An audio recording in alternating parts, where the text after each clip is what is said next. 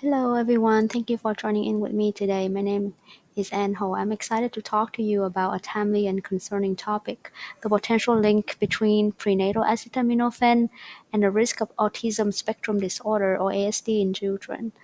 First of all, I have a full disclosure. I'm not an OBGYN doctor, and this is not a medical advice. This is solely based on my own personal interpretation of current available data and my own personal interpretation of all the literature that I have read thus far. Um, First of all, as of 2025, autism affects about 1 in 36 children in the US, a rise that sparked intense research into environmental factors. And everybody knows that Tylenol or acetaminophen is a super common medication. It is in every household medicine cabinet, and it technically has been recommended for the longest time as the safest option for pregnant women for managing pain or fever.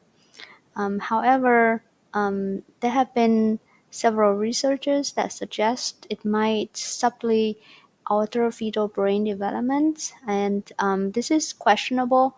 But so today, in the next 18 minutes, we're gonna explore the science behind it, how acetaminophen works in the body, from animal studies to key human cohorts data, and recent developments and updates from the societies. And by the end, you understand why this warrants caution and what we can do about it. First of all, I'd like to touch on how acetaminophen can reduce fever. So fever happens when there is an infection or inflammation in the body.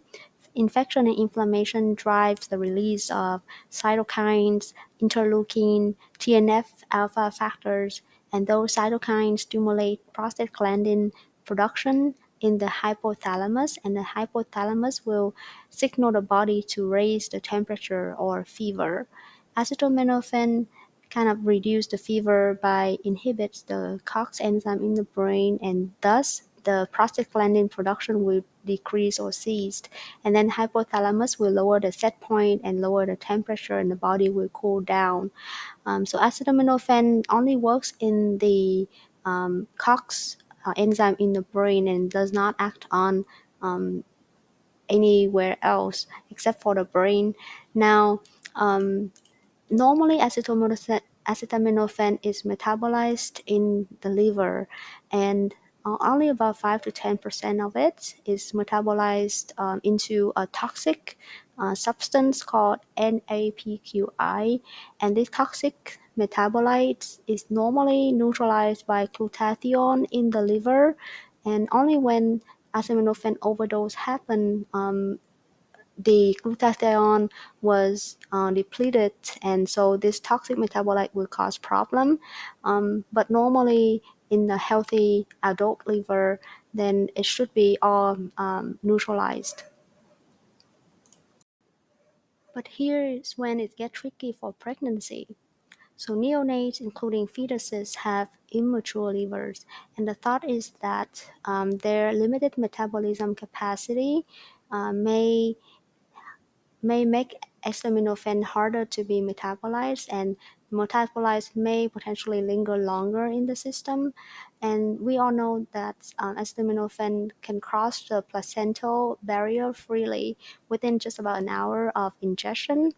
And when it crosses the blood-brain barrier in the neonates, it can inhibit prostaglandin synthesis, which which has some evidence for crucial brain development. And we're going to talk about one animal study that suggested the role of prostaglandin. The most talked about animal study was from Margaret McCarthy's lab in University of Maryland. In this study, they tried to inhibit prostaglandin synthesis, which is the acetaminophen mechanism, during a critical early postnatal window, specifically about 2 weeks after the rats were born. For short term, they see the increased dendritic length and spine number on Purkinje cells in the cerebellum for both sexes, disrupting normal wiring of the brain. And in the long term, the females recovered, but the males showed a striking loss of dendritic spines, reduced cerebellar volume, and behavior deficits like decreased social interaction and impaired sensory function in the animal models.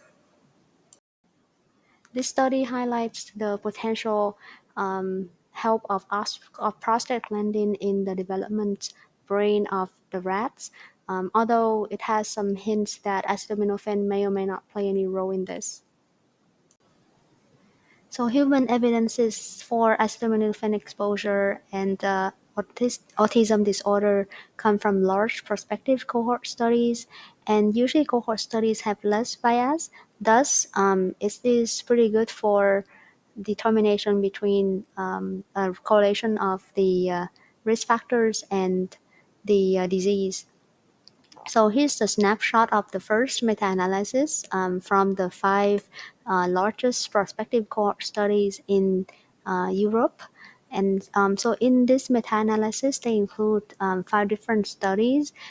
Take ALSPAC in the UK, for example, 6,200 kids, 39% with reported prenatal acetaminophen exposure via maternal questionnaires. Second is a DNBC in Denmark, 61,000 children, 56% exposed per interviews, and others like GASP2, Generation R, INMA, and RIA show exposure rates from either 14% to 51% depending on the population.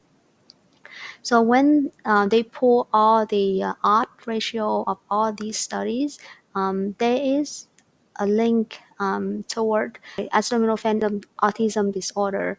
The odds is about 1.19, which technically translates to 20% higher risk of ASD in in people taking acetaminophen prenatally.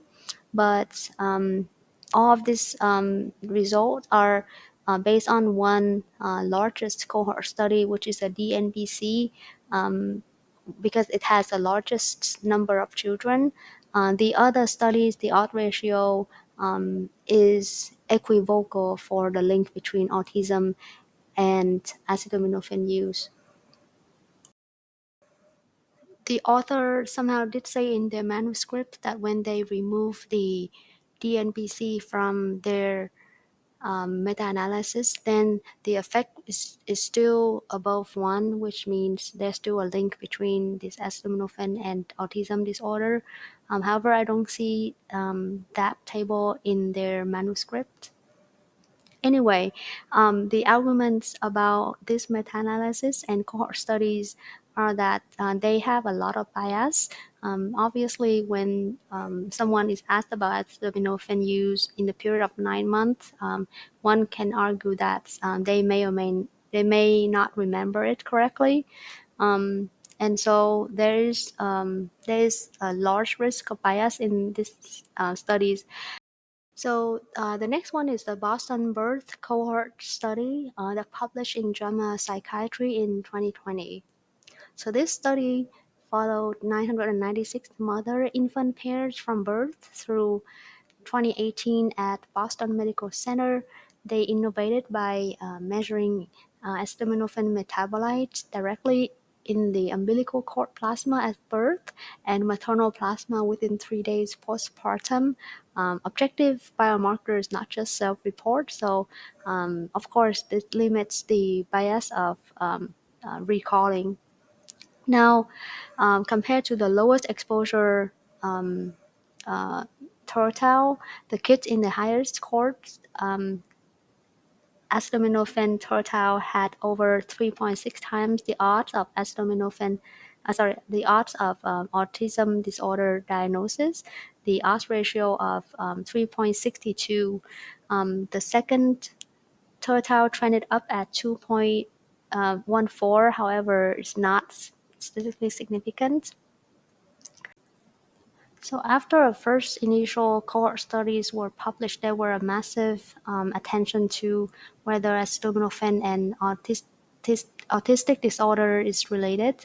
There was a massive Swedish study of 2.5 million kids born from 1995 to 2019 published. So this population study followed 2.5 million Swedish kids through 2021, and this includes 1.7 million full siblings. This study is special in that they do sibling control, and sibling control is known for eliminating familial factors out of the equations. And as you know, familial factors play a high role in autistic disorder. So they try to eliminate that by just comparing the siblings born to the same mother. So what's the result? So they found that before adjusting for siblings control, prenatal acetaminophen did tie to higher autism risk. However, when they adjust for siblings only, within families, when they rule out shared gene and environment, the acetaminophen risk is no longer found. However, no study is perfect. The drawback here is that exposure assessment of this study is only via midwives, so it misses acetaminophen specifically in the questionnaire. They just ask about all medication they used, and of course this can lead to the recall bias like other cohort study. And so only discordant sibling pairs drove within family result and potentially underpowering for the actual effect of acetaminophen. So another sibling studies that were published in Norway, but after adjusted for genetics and familial factors, they did find that correlation between acetaminophen, psychomotor delays, and behavior, but this study doesn't really specify on autism disorder.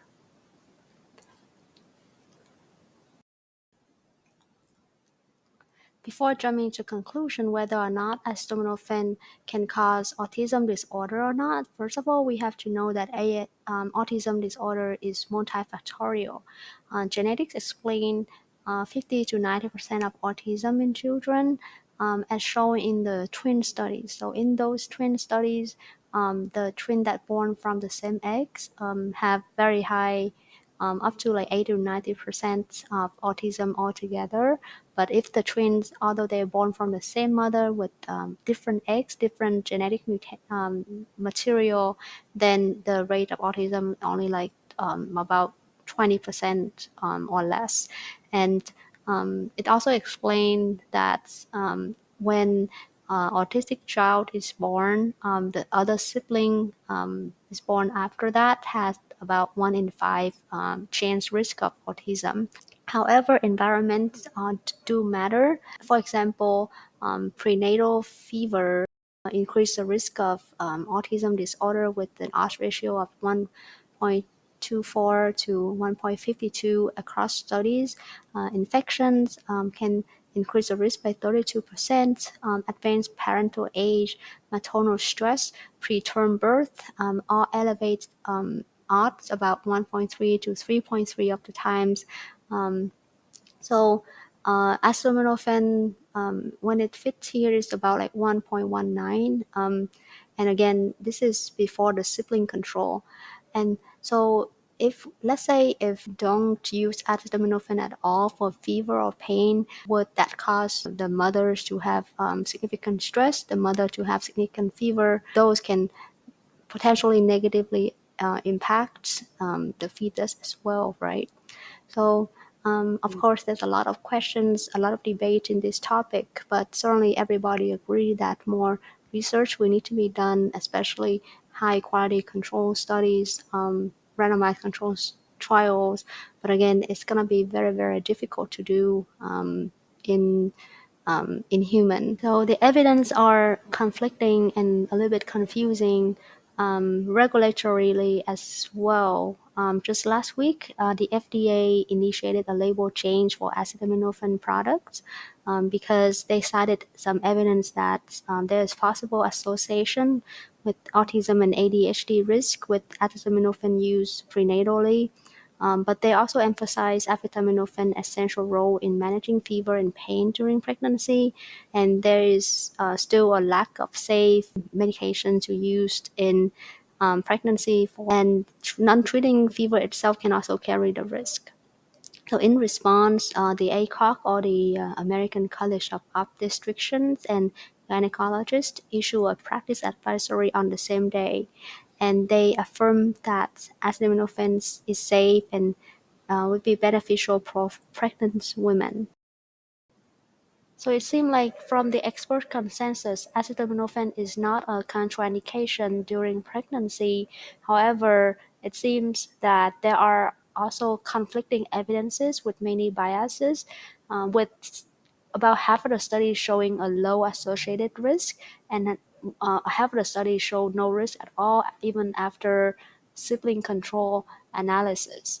So my take on this is that since we don't really have an alternative to treat fever as well as pain during pregnancy, and if these pain and fevers are very high and severe, it can also seem like negatively impact the fetus and the mother as well. So if for some reason non-pharmacology treatment is ineffective in treating those conditions, then acetaminophen seems to still be a choice for this kind of condition. And of course, more research is still needed in the future to elucidate this problem. Thank you.